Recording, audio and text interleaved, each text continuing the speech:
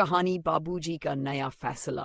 एक मध्यम वर्गीय भारतीय परिवार का घर, रसोई में चाय बन रही है, टीवी पर न्यूज चल रही है और घर के सभी सदस्य अपने अपने कामों में व्यस्त हैं। अध्याय 1, समस्या की शुरुआत। शर्मा परिवार एक खुशहाल लेकिन व्यस्त परिवार था। घर के मुखिया बाबू शर्मा हमेशा अनुशासन और सादगी में विश्वास रखते थे। उनकी पत्नी सुमित्रा देवी एक आदर्श गृहिणी थी। उनका बड़ा बेटा रवि एक आईटी कंपनी में काम करता था और छोटी बेटी प्रीति कॉलेज में पढ़ाई कर रही थी। एक दिन नाश्ते के समय बाबूजी ने घोषणा की, आज से घर में मोबाइल, टीवी और इंटरनेट का उपयोग सीमित रहेगा। सब लोग बस जरूरी काम के लिए ही फोन चलाएंगे। और प्रीति एकदम चौंक गए। क्या? लेकिन पापा, मेरा काम ही लैपटॉप और इंटरनेट पर निर्भर करता है, रवि बोला। और मेरी पढ़ाई?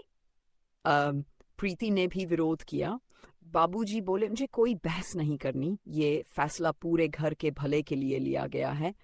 पहले के जमाने में बिना इंटरनेट के भी हम जिंदा थे और तब ज्यादा मजबूत थे। अध्याय 2, नया नियम और नई मुश्किलें। घर में नए नियम लागू हो गए। टीवी पर केवल न्यूज देखी जा सकती थी, मोबाइल का इस्तेमाल केवल जरूरी कॉल्स के लिए किया जाता और इंटरनेट के बिना रवि और प्रीति का हाल बेहाल था। रवि ऑफिस का काम करने बैठता, लेकिन बिना इंटरनेट के कुछ भी संभव नहीं था। पापा, क्लाइंट से मीटिंग कैसे करूं?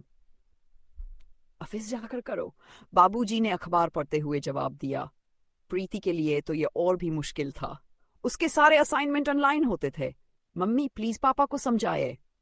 लेकिन सुमित्रा देवी भी पति के इस फैसले का समर्थन कर रही थी। बिना इंटरनेट और टीवी के सबका ध्यान अब घर के दूसरे कामों पर था।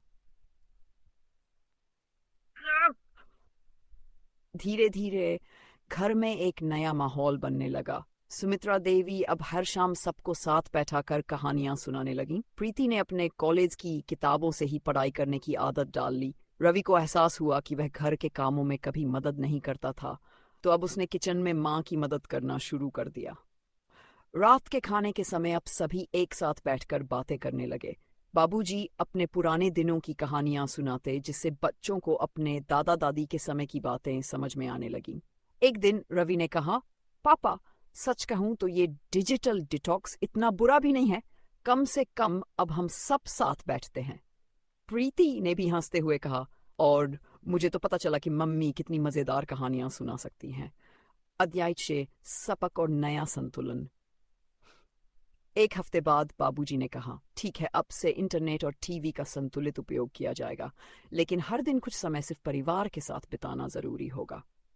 सबने खुशी इस नए नियम को स्वीकार कर लिया। अब मोबाइल और लैपटॉप जरूरत के हिसाब से चलते, लेकिन परिवार की बातें और साथ बिताया समय उनकी जिंदगी का अहम हिस्सा बन गया।